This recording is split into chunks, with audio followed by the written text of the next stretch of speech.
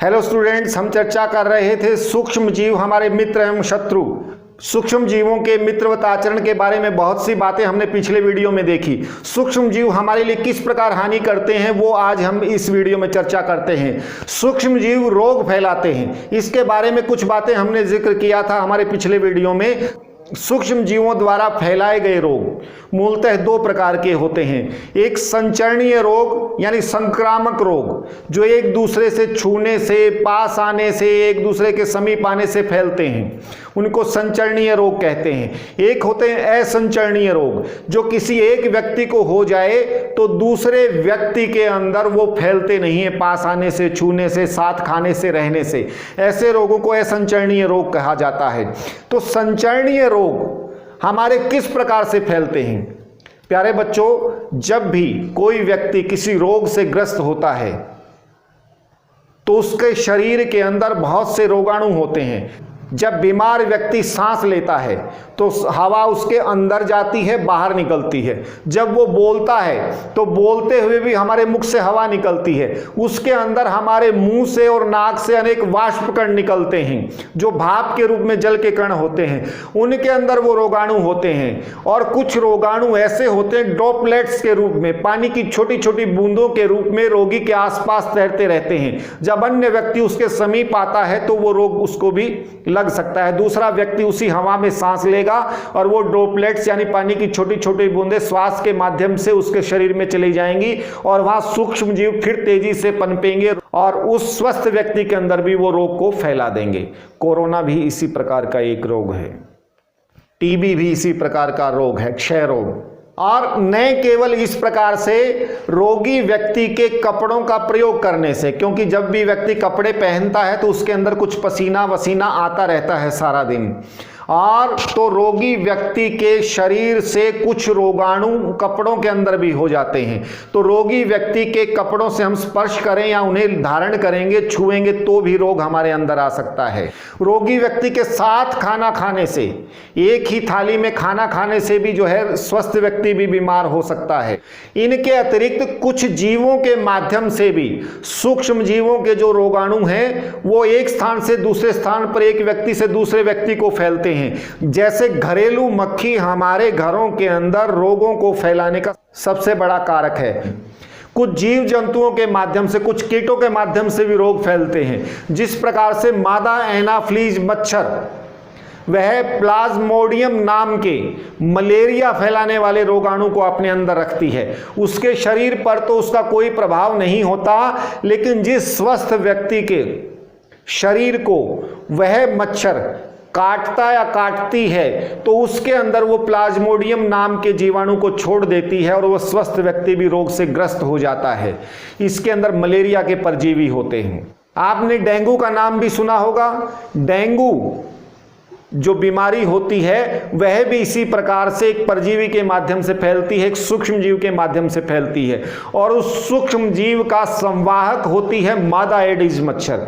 मादा एडिज मच्छर भी जिस प्रकार से मलेरिया को फैलाने के लिए मादा एनाफ्लीज एक विशेष प्रजाति का मच्छर होता है, मादा एनाफ्लीज एक मुख्य कारक होती है, उसी प्रकार डेंगू रोग फैलाने के लिए मादा एडिज मच्छर इसका मुख्य कारक होती है। वो स्वस्थ व्यक्ति को काटते हुए डेंगू के जो है परजीवी उसके अंदर छोड़ देती है।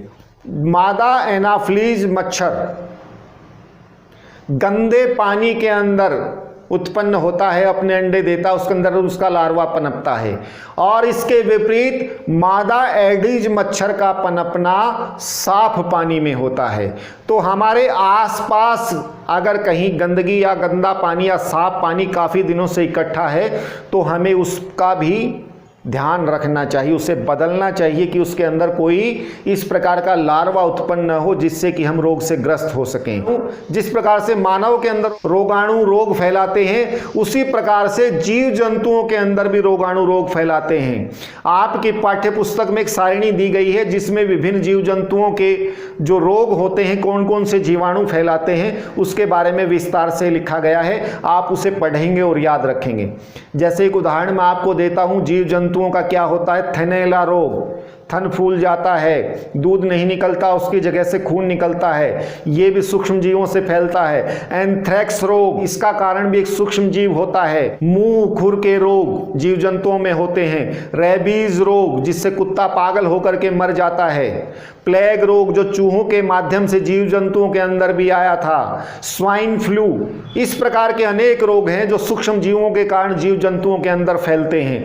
पेड़ पौधों के अंदर भी सूक्ष्म जीव जो है रोग फैलाते हैं। इसकी भी एक सारणी आपकी पाठ्य पुस्तक में है, उसका भी आप गहनता से अध्ययन करेंगे। जैसे नींबू कैंकर, गेहूं की रस्ट, भिंडी की पीत आदि कुछ रोग हैं जो सूक्ष्म जीवों के कारण फैलते हैं। प्यारे बच्चों, केवल रोग ही नहीं, सूक्ष्म जीव जब शत्रुवत आचरण करते हैं तो हमारा बहुत नुकसान करते हैं। जैसा कि पाठ के आरंभ में ही आपको बताया गया था, अगर हम नमी के दिनों में या गर्मी के दिनों में भोजन के टिफिन को ऐसे सामान्य छोड़ दें तो हमारा भोजन उससे खराब हो जाता है। यह किस कारण से हुआ?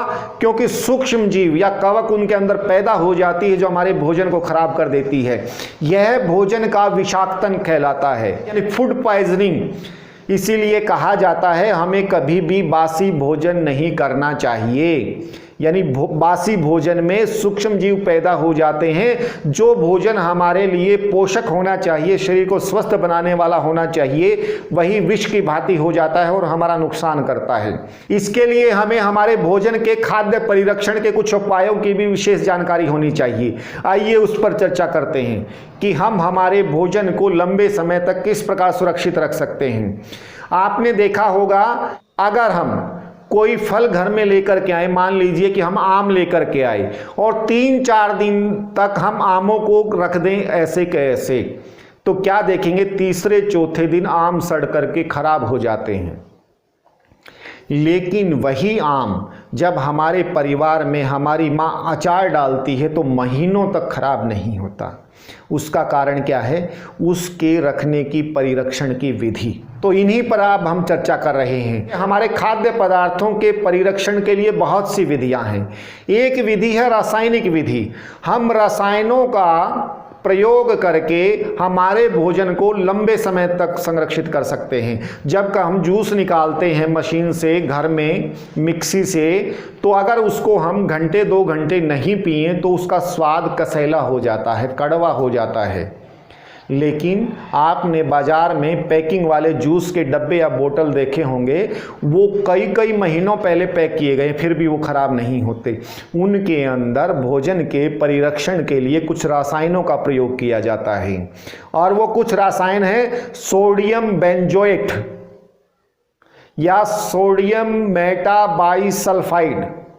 ध्यान रखेंगे, 2 रसायनों के नाम आपको बता रहा हूं। इस प्रकार के अनेक रसायन हैं, पाठ्यक्रम में पूछे जाने की दृष्टि से ये 2 रसायन आपके लिए बहुत जरूरी हैं, सोडियम बेंजोएट और सोडियम मेटाबाइसल्फाइड।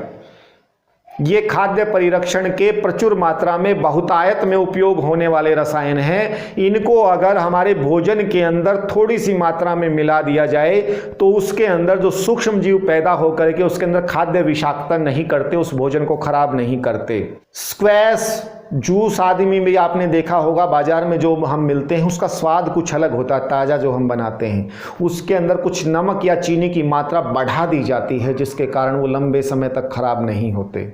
मांस, मछली, आम, आंवला आदि के परिरक्षण के लिए भी नमक का प्रयोग किया जाता है। मछलियां जो समुद्री तटीय इलाकों में पकड़ी जाती हैं, गैर समुद्री इलाकों तक लाने में, परिवहन में बहुत समय लगता है। अगर उनका परिरक्षण न किया जाए तो उसके अंदर दुर्गंध आनी शुरू हो सकती है, वो खराब हो सकता है। इसके लिए नमक का प्रयोग किया जाता है। इसलिए उनका जब भी लंबे समय तक रखना हो तो उसके अंदर बहुत मात्रा में नमक डाला जाता है। तो नमक भी हमारा एक खाद्य पदार्थों का परिरक्षण का कार्य करता है। आपने देखा होगा, जब हमारे घर में माँ अचार डालती है, नींबू का अचार डालती है, तो उसमें बहुत मात्रा में चीनी मिलाती है। हलवाई की दुकान पर जब आप जाते हैं तो रसगुल्लों के अंदर भी चीनी का घोल मिलाया जाता है। तो चीनी, कंसंट्रेटेड शुगर यानी सांद्र चीनी का घोल, बहुत गाढ़ा चीनी का घोल भी सूक्ष्म जीवों को हमारे भोजन में पैदा नहीं होने देता, उन्हें खराब नहीं होने देता। यह भी एक तरह से भोजन के परिरक्षक के रूप में कार्य करता है। और इसके अतिरिक्त अचार में डालने के लिए, हमारा आम के अचार में, मिर्च के अचार में डालने के लिए तेल और सिरके का प्रयोग भी किया जाता है। तेल और सिरका भी हमारे भोजन के परिरक्षण में बहुत महत्वपूर्ण भूमिका निभाते हैं। आपने देखा होगा घर में जब हमारी माताजी को दूध लंबे समय तक रखना हो तो वो क्या करती है, दूध को उबाल करके रख देती है। अगर दूध को बिना उबाले रख दिया जाए तो वो 3-4 घंटों के बाद फट जाता है, लेकिन दूध को उबाल करके रख दिया जाए तो वो नहीं फटता। या फिर दूध को फ्रिज में रख दिया जाए, यानी कि गर्म करना, अधिक ताप पर रखना और ठंडा करना, दोनों ही स्थितियां सूक्ष्म जीवों को पैदा होने से, बढ़ने से रोकती हैं और सूक्ष्म जीव ही हमारा भोजन खराब करते हैं, विषाक्त करते हैं। इसलिए तापमान को घटा करके हमारे भोजन को, बड़े हैं तो शीत गृहों में रखना, पूरे के पूरे कमरे घर जैसे होते हैं उनके अंदर रखा जाए, या फ्रिज के अंदर रखना थोड़ी मात्रा में है तो, और उबाल करके रखना, ताप बढ़ा करके। सूक्ष्म जीव एक आध कोई उसमें होगा तो वो भी नष्ट हो जाएगा और फिर वो आगे नहीं बढ़ेगा। तो बहुत अधिक ताप बढ़ा करके और या कम करके भी सूक्ष्म जीवों के हमारे भोजन को खराब करने से हम रोक सकते हैं। प्यारे बच्चों, आपने पाश्चुरीकरण का नाम सुना होगा। दूध जो बाहर से कंपनियों का पैक्ड दूध आता है थैलियों में, वो काफी दिनों तक रखा रहता फिर भी खराब नहीं होता। उसका कारण है पाश्चुरीकरण। यह दूध पाश्चुरीकृत होता है। इस विधि का आविष्कार लुई पाश्चर नाम के जीव विज्ञानी ने किया था। इस विधि के अंदर दूध को 15 से 30 सेकंड तक 70 डिग्री सेल्सियस के ताप पर गर्म किया जाता है और फिर अचानक उसे ठंडा कर दिया जाता है। इस विधि से सूक्ष्म जीव उसके नष्ट हो जाते हैं और वो दोबारा से नहीं पनप पाते। यह विधि पाश्चुरीकरण कहलाती है। इसके अतिरिक्त भोजन के संरक्षण के लिए वायुरोधी पैकिंग, आपने देखा होगा सूखे मेवे या कुछ ऐसे फल हैं वो बाजार से मिलते हैं तो ऐसी पैकिंग उनकी की जाती है कि बाहर से नमी युक्त वायु उसके अंदर प्रवेश न कर सके, या ऑक्सीजन सबसे ज़्यादा हमारे खाद्य पदार्थों के साथ क्रिया करती है, या पैकिंग के अंदर नाइट्रोजन गैस को भर दिया जाता है। तो इस प्रकार से भी हम हमारे भोजन को लंबे समय तक संरक्षित कर सकते हैं। तो उम्मीद है बच्चों आपको ये सब बातें समझ में आ गई होंगी। आपके पाठ में अभ्यास के प्रश्न दिए गए हैं, उन्हें आप देखेंगे, अपनी नोटबुक पर इस वीडियो को देख करके उनके उत्तर लिखने का प्रयास करेंगे और अपने क्लास टीचर से उनको चेक कराएंगे। किसी दिक्कत या परेशानी की अवस्था में वीडियो को आप दोबारा देख सकते हैं। उनके लिंक नीचे डिस्क्रिप्शन बॉक्स में भी हैं और लेसन के अंत में भी दिए गए हैं। Okay students, bye.